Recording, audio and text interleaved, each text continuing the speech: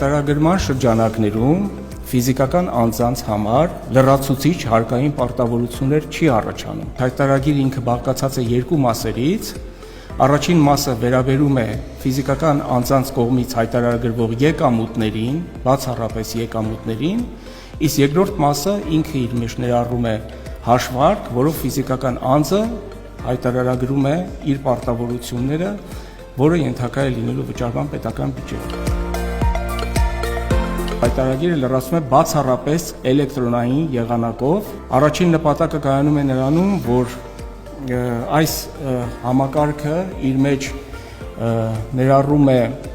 պետական կառավարման լիազոր մարմինների տեղեկատվական շտեմարաններում եւ մասնավորապես հարկային մարմնի տեղեկատվական բազայում առկա տեղեկատվությունը ձեր մասին, ֆիզիկական անձի մասին, որը ինքնաշխատ է ներբեռնվում։ Երկրորդ հանգամանքը դա սոցիալական ծախսի փոխհատուցման իրավունքն է, որը նորից ինքնաշխատ ներբեռնվում է եւ այստեղ ձեր հոգսը որպես այդպեսին նորից թեթևացվում է եւ ընդհանուր առմամբ նաեւ վճարումների այն համակարգը, որը նորից իրականացվելու է էլեկտրոնային եղանակով։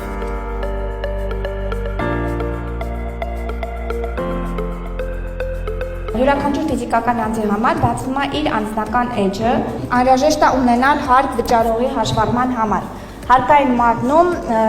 բոլոր հարկ վճարողները հաշվառված են ըստ հարկ վճարողի հաշվառման համարի ՀՎ-ների։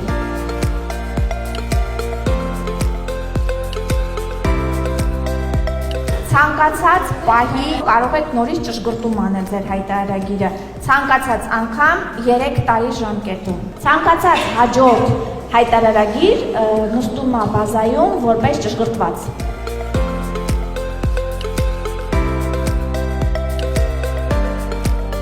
Մինչև հանդիպումը շատ հարցեր ես ունեի, ընդհանրապես ծանոթ չէի գործընթացին, բայց ես